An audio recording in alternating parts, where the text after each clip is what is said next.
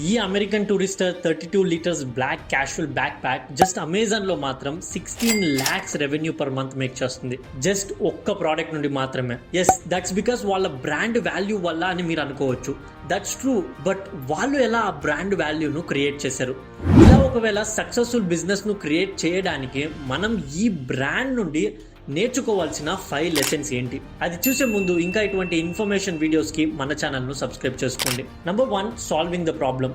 1930s ఒకతను మంచి quality and comfortable ఉన్న ఒక సూట్ కేసును అఫోర్డబుల్ ప్రైస్కి దొరికేలా క్రియేట్ చేయాలి అనుకున్నాడు.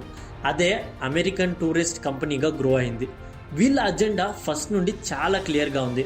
వీళ్ళు లగేజ్ బ్యాగ్స్ను క్రియేట్ చేస్తారు, బట్ అవి ఇప్పుడున్న మోడర్న్ ట్రెండ్స్కి మ్యాచ్ అయ్యేలా కూల్ గాను, స్ట్రాంగ్ అండ్ కంఫర్టబుల్ గాను బిల్డ్ చేస్తున్నారు.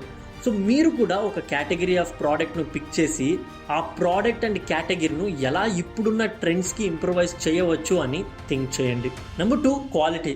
ప్రపంచం మొత్తం అమెరికన్ టూరిస్టర్ లగేజ్ బ్యాగ్స్ను పర్చేస్ చేయడానికి మెయిన్ రీజన్ వాళ్ళ క్వాలిటీ. బట్ వాళ్ళు మాత్రమే క్వాలిటీ బ్యాగ్స్ను ప్రొవైడ్ చేయడం లేదు కదా, బయట చాలా బ్రాండ్స్ సేమ్ క్వాలిటీ బ్యాగ్స్ను ప్రొవైడ్ చేస్తున్నారు. అయితే వీళ్ళు ఎలా ఇంత ఫేమస్ అయ్యారు? Because they proved their quality. 1960s American Tourister luggage bags యొక్క క్వాలిటీను టెస్ట్ చేసి నాసా సీల్ ఆఫ్ అప్రూవల్ ఇచ్చింది.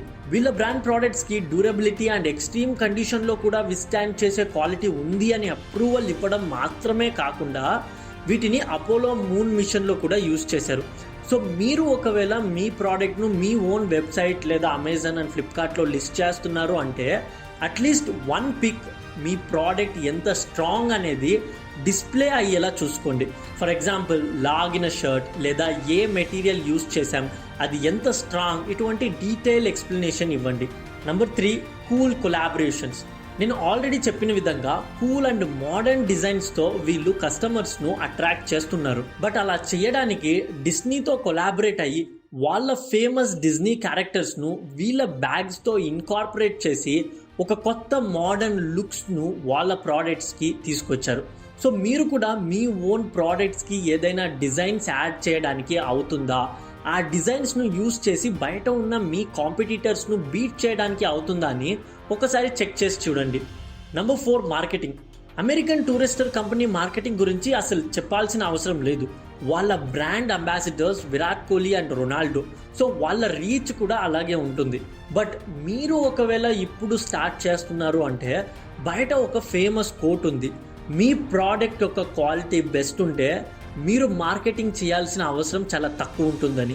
బట్ మీరు ఒకవేళ ఇనీషియల్గా మీ ప్రోడక్ట్ను ఆన్లైన్లో లాంచ్ చేస్తున్నారు అంటే మీ ప్రోడక్ట్ క్వాలిటీను ప్రూవ్ చేసే విధంగా మార్కెటింగ్ చేయండి. సోషల్ మీడియా ప్లాట్ఫామ్స్ అయినా ఇన్స్టా, ఫేస్బుక్లో కంటెంట్ క్రియేట్ చేయండి, ఆ కంటెంట్ను ప్రమోట్ చేయండి, ఇన్ఫ్లుయెన్సర్స్ను రీచ్ కండి, వాళ్లకు మీ ప్రోడక్ట్స్ను సెండ్ చేసి క్వాలిటీ రివ్యూ చేయమని చెప్పండి.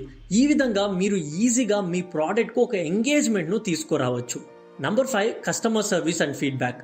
అమెరికన్ టూరిస్టర్ బ్రాండే కాదు, బయట ఉన్న ఏ సక్సెస్ఫుల్ బ్రాండ్ అయినా వాళ్ళ సక్సెస్ వెనుక ఉన్న మేజర్ సీక్రెట్ కస్టమర్ సాటిస్ఫాక్షన్. మనం ఎంత మార్కెట్ రీసెర్చ్ చేసినా ఒక కస్టమర్ వద్ద నుండి వచ్చే రియల్ ఫీడ్బ్యాక్ యొక్క వాల్యూ చాలా డిఫరెంట్. అమెరికన్ టూరిస్టర్ బ్రాండ్ ఈ ఫీడ్బ్యాక్ను చాలా సీరియస్గా తీసుకున్నారు. కస్టమర్ ఎంక్వైరీస్, ప్రాబ్లమ్స్ను చాలా సీరియస్గా అనలైజ్ చేశారు. ఎందుకంటే ప్రతి ఒక్క కస్టమర్ యొక్క ప్రాబ్లం, ఆ pain point is a business opportunity. So మీరు కూడా మీ కస్టమర్స్ వద్ద నుండి తప్పకుండా ఫీడ్బ్యాక్ అడగండి. ఆ feedback good or bad respond కండి అండ్ వాటిని బేస్ చేసి మీ ప్రోడక్ట్ను ఇంప్రూవైజ్ చేసుకోండి. That's it for the video guys. నేను చెప్పిన ఇన్ఫర్మేషన్ మీకు వాల్యుబుల్గా అనిపించుంటే ఈ వీడియోకి లైక్ చేయండి అండ్ మర్చిపోకుండా మన ఛానల్కు సబ్స్క్రైబ్ చేసుకోండి. See you guys in the next video.